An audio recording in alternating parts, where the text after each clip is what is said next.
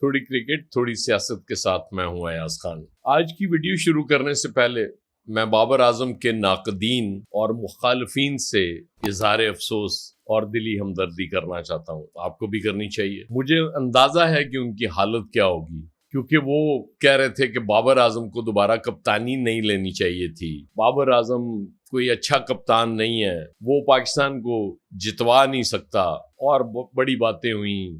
لیکن ہوا کیا at the end of the day?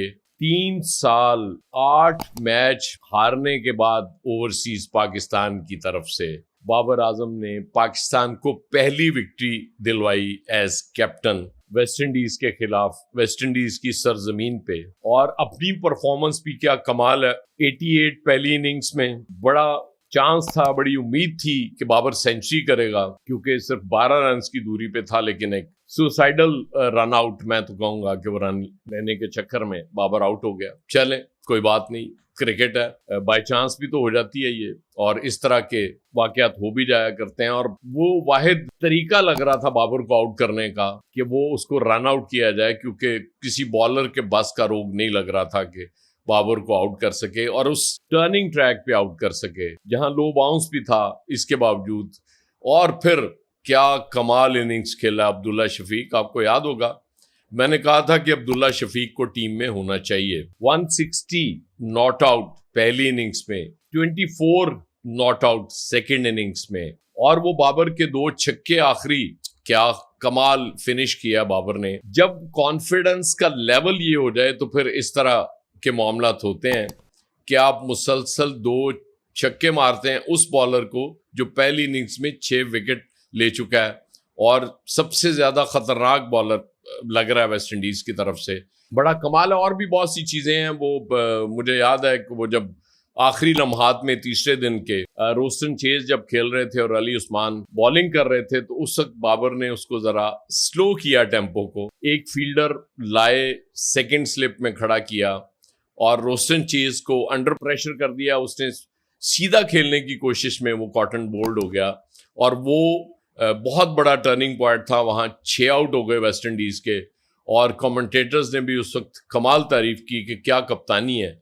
میں نے یہ کہا تھا کہ پہلی اننگز میں جب بابر اترا ہے ویسٹ انڈیز، کیونکہ ٹاس اس پچ پہ جیتنا یہ بڑی بات تھی، بڑی اچیومنٹ تھی ویسٹ انڈیز کی، اور وہ ٹاس فیصلہ کن ثابت ہو سکتا تھا، اور بابر ڈیفینسو تھا اس وقت، 2 سلپس کے ساتھ کھیل رہا تھا اور 2 کیچ گئے، اور پھر اس نے 3 سلپس کی، تھوڑا لیٹ ہو گیا، لیکن اس کے باوجود ساجد خان، میں نے کیا کہا تھا کہ ساجد خان ایک فائٹر ہے، اور جب فائٹر ٹیم میں ہوتا ہے نا تو آپ یقین کریں کہ وہ کسی بھی وقت میچ کا پانسا پلٹ دیتا ہے۔ وہ فیلڈ میں ہو، وہ بالنگ کر رہا ہو، 8 وکٹیں دونوں اننگز میں، وہ دوسری اننگز میں 5 کر سکتا تھا، لیکن اس وقت علی عثمان کو بابر نے بال دے دی اور اس نے 4 وکٹیں کر لی، 4-4 دونوں کی ہو گئی۔ محمد علی بھی بہت اچھا بال کر رہا ہے، اس میں کوئی شک نہیں ہے، وہ بھی مسلسل وکٹیں لیتا ہے اور بڑا خطرناک بالر ثابت ہوتا ہے۔ اب بات میں کروں گا 2 ایسے پلیئرز کی جن کو ڈیبیو کرایا گیا اس میچ میں۔ عبید شاہ کے بارے میں آلریڈی کہہ چکا ہوں کہ اس کو انگلینڈ کے خلاف ڈیبیو کراتے تو زیادہ بہتر تھا۔ میری فرسٹ چوائس محمد عباس ہوتا ہے اس میچ کے لیے، کیونکہ محمد عباس جس طرح سے پرفارم کر رہا ہے جب سے اس کی واپسی ہوئی ہے ٹیسٹ کرکٹ میں، وہ امیزنگ ہے، اور نئی بال پہ اس سے بہتر بال کرتا ہوا مجھے کوئی بالر نظر نہیں آ رہا۔ وہ وکٹیں بھی لیتا ہے اور سکور بھی نہیں بننے دیتا۔ اس کا فائدہ یہ ہوتا ہے کہ نہ صرف ایسا بالر خود وکٹیں لے رہا ہوتا ہے، بلکہ دوسرے اینڈ پہ پریشر چونکہ وہ اتنا ڈال دیتا ہے کہ دوسرے اینڈ سے بیٹسمین کوشش کرتا ہے کہ چلو اس بالر پہ تو میں تھوڑے رنز بنا لوں تاکہ رن ریٹ ہمارا ٹھیک رہے، اور وہاں بھی وکٹ گرنے کا چانس ہوتا ہے۔ اور اس کے بعد اویس ظفر، ینگسٹر ہے، بہت اچھا پلیئر ہے، بڑا اچھا ریکارڈ لے کے آیا فرسٹ کلاس سے، لیکن اویس ظفر کا ایک پرابلم ہے کہ وہ ہارڈ ہٹر ہے۔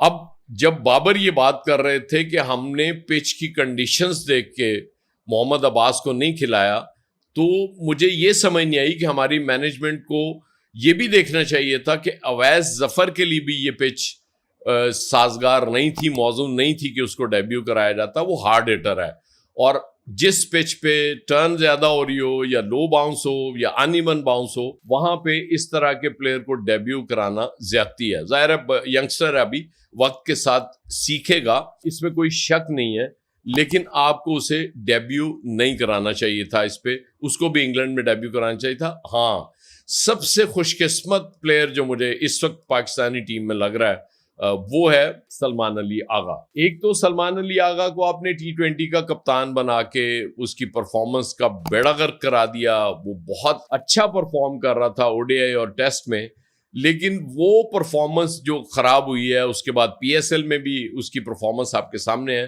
وہ مسلسل فلاپ جا رہا ہے. باقی پلیئرز کو باہر بٹھانے کی نوبت آ جاتی ہے کہ جی یہ ٹھیک نہیں ہے, پرفارم نہیں کر پا رہا, لیکن سلمان علی آغا کو نکالنے کی جرت کوئی نہیں کر رہا. اب تھوڑا میں ویسٹ انڈیز کی بھی بات کر لوں, ان کی مینجمنٹ کی بھی. مجھے لگتا ہے کہ ویسٹ انڈیز کی مینجمنٹ میں بھی کوئی عاقب جاوید آ گیا ہے. آپ یقین کریں کہ پاکستان مسلسل تیز بالروں کی وجہ سے ہار رہا تھا. تیز وکٹیں بنا کے بنگلہ دیش نے بھی ہمیں ہرایا. پہلی پچ بھی ایسی ہی تھی جو ویسٹ انڈیز نے بنائی, اور پاکستان وہ اگرچہ وہ پہلی اننگز میں اگر کلیپس نہ ہوتا, یہاں بھی کلیپس تو آلموسٹ ہو گیا ہوا تھا نا جب اویس ظفر ایک اور سلمان علی آغا 0 پہ آؤٹ ہوئے. وہ تو پھر دیکھیں وہی فائٹر کام آیا اس وقت بھی, آپ کے 30 رنز بنا گیا. جی ہاں, میں ساجد خان کی بات کر رہا ہوں کہ وہ اگر ٹیل اینڈرز باقی پرفارمنس آپ کے سامنے ہے, وہ اگر وہاں 30 نہ کرتا تو شاید اس میچ میں بھی ہم نیچے لگ جاتے اور ویسٹ انڈیز یہاں بھی ہمیں ہرانے میں کامیاب ہو جاتا. لیکن اس کی 30 رنز کی اننگز, کیونکہ عبداللہ شفیق تو ظاہر ہے راک سالڈ تھا, اس کو کتابی ایسے نہیں کہتے بابر اعظم, حالانکہ بابر اعظم سب سے بڑے کتابی خود ہے, جو کہ ظاہر ہے وہ بالکل کاپی بک سٹائل میں کھیل رہے ہوتے ہیں. ایک ایک سٹروک ان کا, ایک ایک شاٹ ان کی بالکل کاپی بک ہوتی ہے, وہ باہر اس سے نہیں جاتے, کوئی ہارڈ ہٹنگ کرنے کی کوشش نہیں کرتے. بڑے سکون سے ٹائمنگ کے ساتھ, کیا خوبصورت کلائیوں کا استعمال ہو رہا ہوتا ہے, کٹ ہو رہی ہوتی ہے, گلاس ہو رہا ہوتا ہے, کیا کمال بابر اعظم, اور اسٹریٹ ڈرائیوز اس کے دیکھنے کے قابل ہوتے ہیں. اسی طرح عبداللہ شفیق ہمیں نظر آ رہا ہے. تو یہ اب ایسا کمبینیشن بننے جا رہا ہے. صرف تھوڑی سی چیزیں ٹھیک کرنے کی ضرورت ہے پاکستان کو, اور دوبارہ وہ گلوری ہمیں ملنے جا رہی ہے, آپ یقین کریں, بابر اعظم کی کپتانی میں. کیونکہ بابر خود بڑا بیٹسمین ہے, ایک نو ڈاؤٹ ہم یہ کہہ سکتے ہیں کہ کنگ از بیک. کنگ جب پرفارم کر رہا ہوتا ہے تو ظاہر ہے باقی ٹیم بھی پرفارم کر رہی ہوتی ہے, اور پھر جب اسے عبداللہ شفیق جیسے پارٹنر میسر آتے ہیں تو پھر ظاہر ہے پرفارمنس کمال ہو جاتی ہے. تو یہ بہت ضروری ہے اب مینجمنٹ کے لیے کہ چیزوں کو ٹھیک لے کے چلے, اور Naqvi sahab right man for the right job رکھیں. یہ کوئی طریقہ ہی نہیں ہے کہ ایک سلیکٹر بھی ہے اور کوچ بھی ہے, کوئی بیٹنگ کوچ ہے اور ساتھ سلیکٹر ہے, کوئی آپ کا ہیڈ کوچ ہے اور سلیکٹر ہے. مطلب اس طرح سے چیزیں نہیں چلا کرتی. ٹھیک ہے آپ کے پاس بہت زیادہ کچھ ہے, آپ وزیر داخلہ بھی ہیں, چیئرمین PCB بھی ہیں, لیکن اس کا مطلب یہ نہیں کہ باقی اس ملک میں کوئی پلیئر ہی نہیں بچا جس کو آپ ذمہ داریاں سونپ دیں, یا کو باہر سے اچھے کوچز لے آئیں. سلیکٹرز اور کوچز کو خدا کے لیے الگ رکھیں. یہ مینجمنٹ کا سب سے پہلا اصول ہوتا ہے کہ جو اگر سلیکٹر بھی وہی ہے, کوچ بھی وہی ہے, تو ظاہر ہے اس کی کوئی ناپسند پھر میچ کے درمیان بھی سامنے آ جاتی ہے. تو بہرحال بابر کی واپسی مبارک ہو, پاکستان کی 3 سال بعد پہلی اوورسیز جیت مبارک ہو, اور پاکستان کو دوبارہ کامیابیوں کا سفر شروع کرنے کی مبارک ہو. اور امید ہے, بلکہ میں تو کہوں گا مجھے یقین ہے کہ بابر کی کپتانی میں اب یہ ٹیم آگے بڑھتی جائے گی, کامیابیاں سمیٹے گی انشاءاللہ, اور اس قوم کو خوشیاں دے گی, یہ مجھے یقین ہے, اور یقیناً بابر کے فینس کو بھی یقین ہے. تو well done king, well done Abdullah Shafique, well done Sajid Khan, Muhammad Ali, جس نے پرفارم کیا ہے سب کی تعریف بنتی ہے. تو پاکستان زندہ باد.